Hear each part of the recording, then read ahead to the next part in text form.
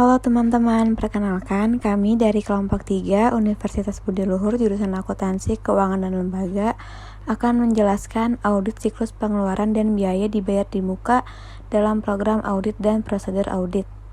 Pengertian audit siklus pengeluaran.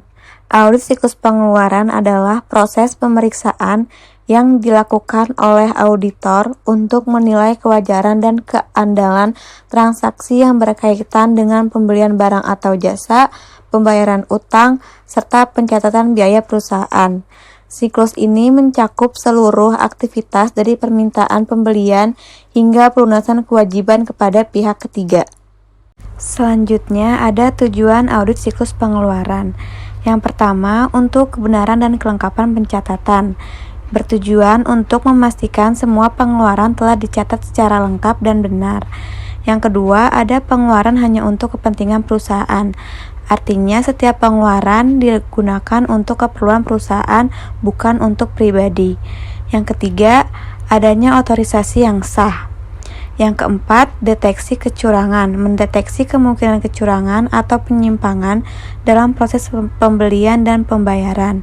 Yang kelima, ada pencatatan sesuai periode yang bertujuan untuk menilai apakah transaksi dicatat pada periode yang tepat. Selain itu, ada sifat audit siklus pengeluaran. Yang pertama, ada kompleksitas tinggi. Banyaknya dokumen dan tahapan seperti permintaan, pembelian, penerimaan barang, faktur, dan pembayaran. Selanjutnya, ada rentan terhadap fraud, termasuk penagihan fiktif, pembayaran ganda, atau menaikkan harga. Yang ketiga, memerlukan bukti pendukung seperti faktur, surat jalan, bukti penerimaan barang, dan bukti pembayaran. Yang keempat, mengutamakan pengendalian internal. Karena transaksi sering terjadi, maka perlu sistem pengendalian yang kuat. Selanjutnya ada program audit siklus pengeluaran. Yang pertama, menilai pengendalian internal, seperti penilaian SOP pembelian, otorisasi, dan pemisahan fungsi. Kedua, memastikan keabsahan transaksi dengan melakukan vouching dari jurnal ke dokumen sumber. Ketiga, menilai kewajaran saldo utang usaha dengan cara konfirmasi saldo dan rekonsiliasi vendor statement. Keempat, verifikasi cut-off, yaitu memeriksa transaksi akhir periode. Kelima, uji analitis dengan membandingkan total pengeluaran antara periode atau anggaran. Prosedur audit siklus pengeluaran. Proses pertama, melakukan panduan proses pembelian dari PR, PO, receiving, invoice pembayaran. Tujuannya yaitu untuk memahami alur dan sistem pengendalian. Proses 2, memeriksa apakah pembelian diotorisasi dengan benar. Cek pemisah tugas antara bagian pembelian, penerimaan barang, dan akuntansi. Proses 3, vouching dari jurnal ke dokumen pendukung seperti faktur, PO, receiving report. Cut-off test untuk periode akhir tahun. Proses 4, melakukan konfirmasi utang usaha ke vendor. Proses 5, analisa varians antar periode. Bandingkan pengeluaran per jenis dengan periode sebelumnya. Contoh kasus audit siklus pengeluaran. PT ABC membeli bahan baku senilai 150 juta dari PT XYZ.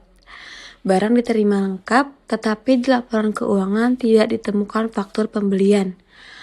Penyelesaian audit yang dilakukan, langkah pertama yaitu telusuri dokumen penerimaan barang atau receiving report. Langkah kedua, konfirmasi ke pemasok mengenai pengiriman dan nilai tagihan. Langkah ketiga, cocokkan dengan PO atau purchase order dan bukti pembayaran. Hasilnya, faktur ternyata terselip di arsip gudang. Diperbaiki pencatatannya agar laporan utang dan biaya sesuai. Apa itu dibayar di muka atau yang sering disebut sebagai pembayaran dibayar di muka? Dibayar di muka atau prepaid expense adalah biaya yang telah dibayarkan oleh perusahaan tetapi manfaatnya belum diterima sepenuhnya. Contoh, sewa dibayar di muka, asuransi dibayar di muka, dan iklan dibayar di muka. Ada 4 tujuan pembayaran dibayar di muka. Yang pertama, mencerminkan posisi keuangan yang akurat karena biaya tersebut belum menjadi beban. Yang kedua, mematuhi prinsip akuntansi akrual, yaitu pencatatan dilakukan sesuai periode manfaat. Yang ketiga, menghindari overstatement biaya pada periode berjalan. Yang keempat, menjadi dasar pengalokasian biaya secara profesional pada periode yang sesuai. Lalu, ada 5 program audit dibayar di muka. Yang pertama, verifikasi klasifikasi dan eksistensi, identifikasi pembayaran di muka. 2. Verifikasi perhitungan amortisasi iji perhitungan alokasi beban. 3. Rekonsiliasi saldo, cocokkan saldo buku besar dengan rincian. 4. Pemeriksaan dokumentasi, pemeriksaan kontrak atau perjanjian pembayaran. 5. Review jurnal penyesuaian akhir periode. Prosedur audit dibayar di muka terbagi menjadi 5 proses. Yang pertama, inspeksi dokumen, cek pembayaran, kontrak, invoice, dan polis asuransi. 2. Rekalkulasi. Hitung bagian biaya yang menjadi beban dan bagian yang masih menjadi aset. 3. Konfirmasi pihak ketiga. Jika perlu konfirmasi ke penyedia jasa, misalnya perusahaan asuransi. 4. Pengujian substansi, pemeriksaan jurnal penyesuaian dan ketetapan waktu pencatatan. Bandingkan saldo tahun berjalan dengan tahun sebelumnya. 5. Review pengendalian internal. Nilai apakah sistem yang ada cukup andal dalam pencatatan biaya dibayar di muka. Contoh kasus audit biaya dibayar di muka. Pada PTDF, membayar sewa kantor sebesar 120 juta pada 1 Oktober 2024 untuk masa 1 tahun, tetapi seluruh 120 juta dicatat sebagai beban di tahun 2024. Penyelesaian auditnya yaitu yang pertama, pemeriksaan kontrak sewa untuk mengetahui periode manfaat dari bulan Oktober 2024 sampai dengan September 2025. Yang kedua, hitung alokasi biaya.